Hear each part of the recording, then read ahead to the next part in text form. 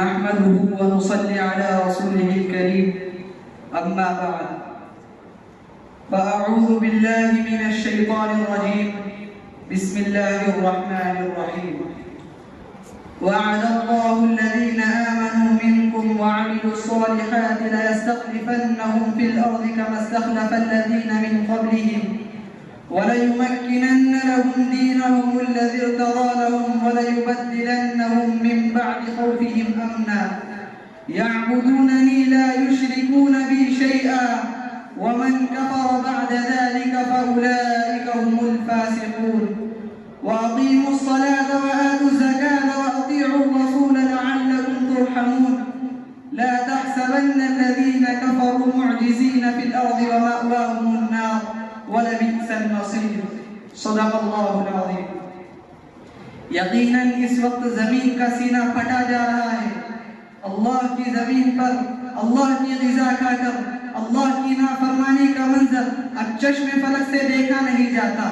منکرات و مناہی کے امڑتے سیلاب کی ڈھٹائی دیکھ کر اب تسلم نشا پہاڑوں کا پیمانہ صبر بھی لبریز ہوا جا رہا ہے.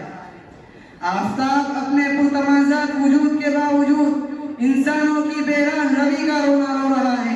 الغرض خلقت خداوندی طغیانی اور طاغوتیت سے اب تک چکی ہے.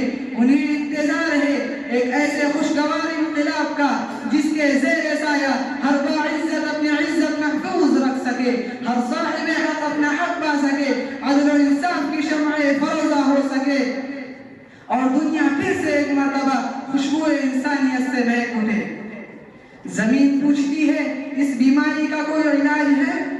آسمان محو استعجاب ہے کہ اس درد کا کوئی درما ہے؟ چاند سورج دریافت گناہ ہے کہ اس زہر کا کوئی دریافت ہے؟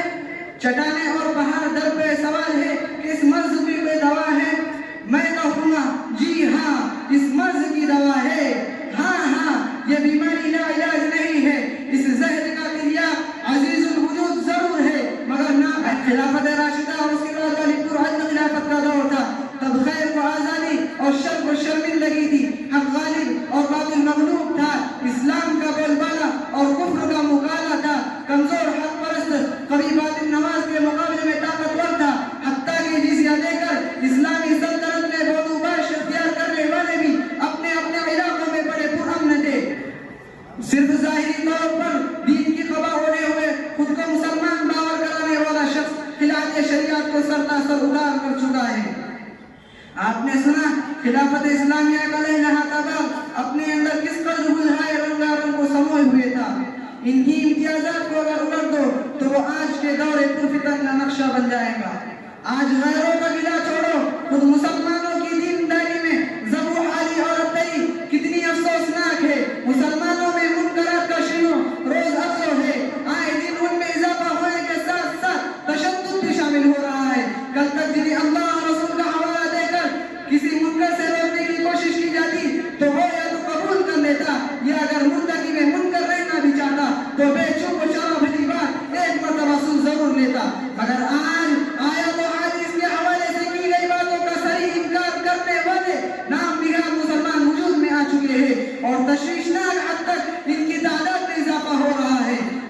خطیبوں اور واعظوں کی بات اب کان سے گزر کر دل میں پہنچنے کے بجائے دوسرے کان سے نکل جاتی ہے.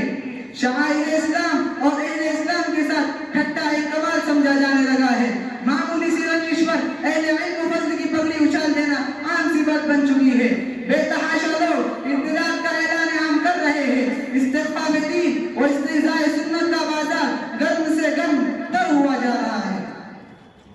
محترم حضرات, ان احوال میں ایک پیکر صدق و وفا مسلمان نمک کی طرح پگھلا جا رہا ہے. نہ وہ ان حالات کو سہ سکتا ہے, نہ ان حالات میں رہ سکتا ہے اور نہ ہی کسی سے کہہ سکتا ہے. بس اس کی نگاہیں بار بار آسمان کی طرف اٹھتی ہے اور انتظار کر کے پھر واپس لوٹ جاتی ہے. جانتے ہیں اس طرح مومن کے سوئے آسمان بار بار نگاہ اٹھانے کا راز, اس لیے کہ اسے انتظار ہے اپنے قبلہ مقصود خلافت اسلامیہ کے قیام کا, ماضی میں قائم شدہ خلافت راشدہ کی نشأت ثانیہ کا. چنانچہ اللہ تبارک و تعالیٰ کا ارشاد ہے, قد نرى تقلب وجهك في السماء فلنولينك قبلة ترضاها آؤ ہم رب ذوالجلال سے مل کر اس کی دعا کریں کہ خداوند دنیا میں پھر سے باغ و بہار کے وہ دن لا دے. دور حیات آئے گا قاتل خزا کے بعد، ہے میری ابتدا تیری انتہا کے بعد.